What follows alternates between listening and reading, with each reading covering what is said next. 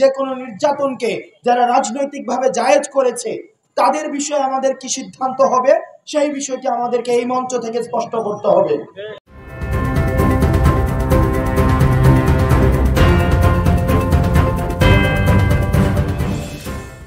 শিক্ষার্থীদের মত প্রকাশে বাধা দিয়েছে, দ্বিমত প্রকাশ করার জন্য যারা ঘন্টার পর ঘন্টা নির্যাতন করেছে, শিবির সন্দেহে যে কোনো নির্যাতনকে যারা রাজনৈতিকভাবে জায়েজ করেছে তাদের বিষয়ে আমাদের কি সিদ্ধান্ত হবে সেই বিষয়টি আমাদেরকে এই মঞ্চ থেকে স্পষ্ট করতে হবে। আমরা দেখেছি ইতিমধ্যে কিছু রাজনৈতিক দল তারা যারা গত 16 বছর ধরে নির্যাতনের খড়গ ক্যাম্পাসে জারি রেখেছিল তাদেরকে মাফ করে দেওয়ার একটা প্রবণতা তারা দেখাচ্ছে। আমরা তাদের কাছে প্রশ্ন রাখতে চাই, তারা পাবলিকলি এই পর্যন্ত মাফ চেয়েছে কিনা, যাতে করে আপনারা মাফ করে দিতে পারেন, এবং আপনাদের এই ম্যান্ডেট আছে কিনা আমাদের শিক্ষার্থীদেরকে তারা 3 ফুট জায়গার বিনিময়ে আমাদের মেরুদণ্ডের বিক্রি করে দিয়ে তারা আমাদেরকে রাজনৈতিক প্রোগ্রামের সাবাদাস করেছে, আমাদেরকে দাসখত বানিয়ে তারা আমাদেরকে ক্যাম্পাসগুলোতে ছাত্রলীগের, আওয়ামী লীগের আমাদের প্রোগ্রামগুলোকে বাস্তবায়ন করেছে। সুতরাং তাদের সম্পর্কে আমাদের সিদ্ধান্ত নিতে হবে। আমরা বলতে চাই, বিশ্ববিদ্যালয়ে একটি শিক্ষার্থীদের গণতান্ত্রিক যে অধিকার, মত প্রকাশের স্বাধীনতা গত 16 বছর ধরে ছাত্রলীগ হরণ করেছে। আমরা চাই এটি তাদের বিরুদ্ধে প্রথম চার্জশিট আকারে আমাদেরকে মামলা করতে হবে।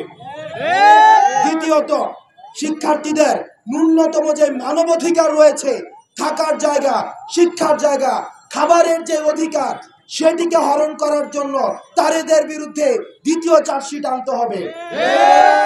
শিক্ষার্থীদেরকে প্রতিনিয়ত শিবির সন্দেহে ক্যাম্পাসে, হলে, ডিপার্টমেন্টে যে ধরনের নির্যাতন করা হয়েছে তাদেরকে এই রাজনৈতিক নির্যাতনের বিরুদ্ধে তাদের বিরুদ্ধে তৃতীয় চার্জশিট আনতে হবে। চতুর্থত, আমরা দেখেছি কিছু কিছু শিক্ষক তারা ছিল পার্ট টাইম শিক্ষক এবং ফুল টাইম রাজনীতিবিদ। এই ফুল টাইম রাজনীতিবিদ যারা ছাত্রলীগের এই নির্যাতনকে প্রতিনিয়ত প্রশ্রয় দিয়েছে তাদের বিরুদ্ধে আমাদেরকে চতুর্থ চার্জশিট আনতে হবে। যারা বিশ্ববিদ্যালয়ের শিক্ষার্থীদেরকে প্রতিনিয়ত তাদের যে মানবিক এবং যেই ধরনের আমরা সাইকোলজিক্যাল যে ট্রমা রয়েছে, ট্রমার মধ্যে প্রতিনিয়ত গত 16 বছর ধরে যেতে হয়েছে, এবং সেটির জন্য ছাত্রলীগের বিরুদ্ধে, আওয়ামী লীগের বিরুদ্ধে এবং তৎকালীন প্রশাসনের বিরুদ্ধে আমাদেরকে পঞ্চম চার্জশিট আনতে হবে। এবং সেটির যখন সুষ্ঠু বিচার নিশ্চিত হবে, ছাত্রলীগ এবং আওয়ামী লীগের যখন সুষ্ঠু বিচার নিশ্চিত হবে, তখন ছাত্র নাগরিক সিদ্ধান্ত নিবে তারা আর এই বাংলাদেশে পুনর্বাসিত হবে কি হবে না।